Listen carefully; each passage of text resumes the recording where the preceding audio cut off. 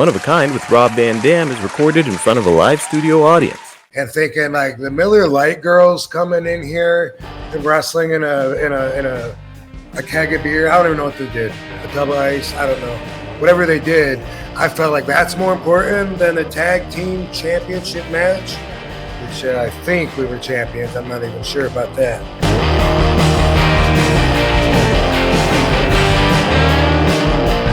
Real life, Rob. Always wondered why you were bumped off WrestleMania 19 in 2003. You were so over, and it never made sense to me. Were there any hard feelings over being bumped? RVDology disciple. Nice. Appreciate that, Big Roca. The way I remember it, Kane and I think I remember it wrong because I think I talked to Rene Dupree, one of the guys I talked to, and they said, no. But I thought it was me and Kane against the French dude, Rene Dupree's and his, I can't remember what the tag team. Sylvain Grenier? Is that his name? Either him or there was someone even before him, right? Like Rob Conway? Yeah. Mm-hmm. But I think Renee said that that's not true. But so, one of us might remember the matchup wrong. But the way I remember it, we had the match to be on Mania, and then day of got told by JR, you guys are going to be not on WrestleMania. You're still going to have your match out there. Don't worry. It's going to be the same. You're going to get paid just like you were at WrestleMania. But we're going to show the match on Heat.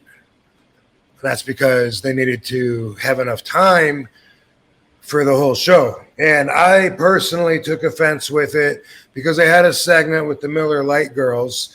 And when I was in that competitive spirit, I'm comparing myself to them and thinking like the Miller Lite girls coming in here and wrestling in a keg of beer. I don't even know what they did. A double ice. I don't know. Whatever they did, I felt like that's more important than the tag team championship match, which I think we were champions. I'm not even sure about that. But either way, I think you get it. I felt slighted. I felt like they were personally insulting us because my value system didn't match theirs. Now, looking at the bigger picture, knowing we all have our own values, if I'm the guy trying to sell the most tickets, what sells more? Tits and ass or fucking couple dudes in wrestling gear, wrestling a couple other dudes when I already have 10 other matches that are a couple dudes in wrestling gear matching a couple other dudes.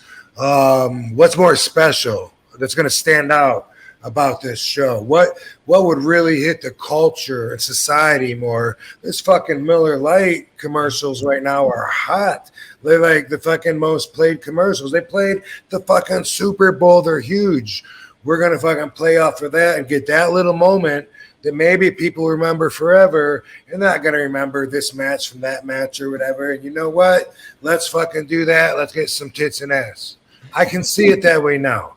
I didn't feel that way at the time. And we had the match and I was upset. I think I left right after the match. I was never really too good at hiding my feelings. And then when I got paid for it, it was the shits. And I went to JR. And I was already insulted. You're going to, it was like pouring salt in the wound, as they say. Like you already fucking smacked me in the face and made me red. And now, hey, I thought she said we were going to get paid the same as if we were on WrestleMania. I'm like, what the fuck? What is this? You know what he said? You're right. I owe you another $5,000. I'll take care of it. Ooh. The fuck is that, right? Does that mean there was a mistake?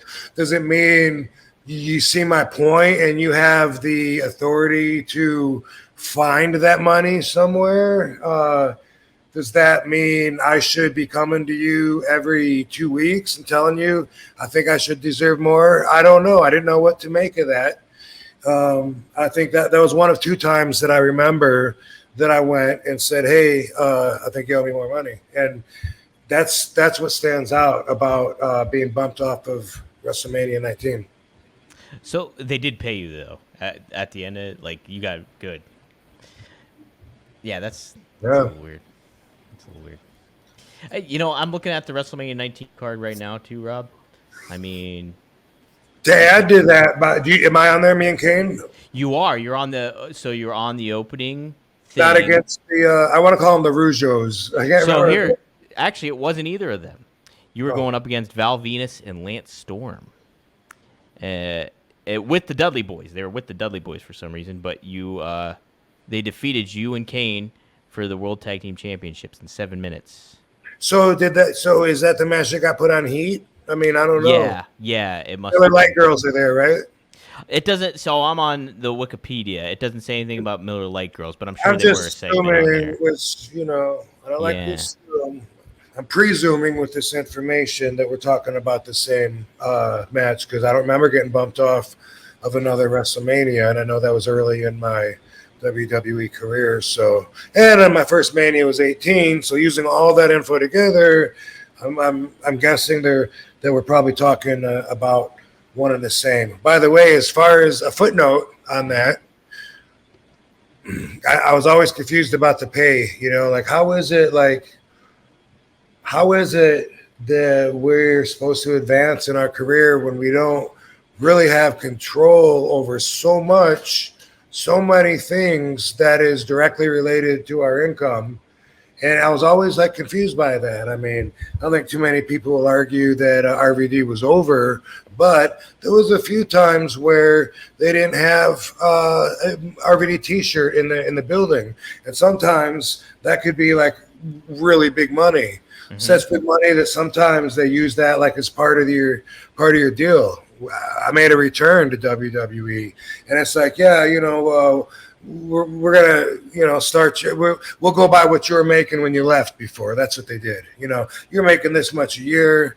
We do 90 days. That's a quarter of a year. Quarter of your downside is this. How about we go with that for a base? Obviously you work more, you make more, you sell more shit, you beat it. But that's you. Okay, cool. That sounds fair. Let's do that. So, boom, we go to Africa. They didn't bring the fucking RVD shirt at all. How am I going to make money off selling Rob Van Dam shirts? And it's it kind of gets me upset even thinking about it a little bit. Yeah, but there was right. times that happened.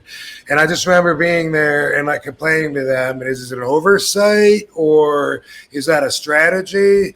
Because, of course, you got to have 4 fucking HBK shirts, even though he's not even on the tour. Is that because you literally just sell more of those so it makes more sense, or you want to sell more of those because that's your agenda?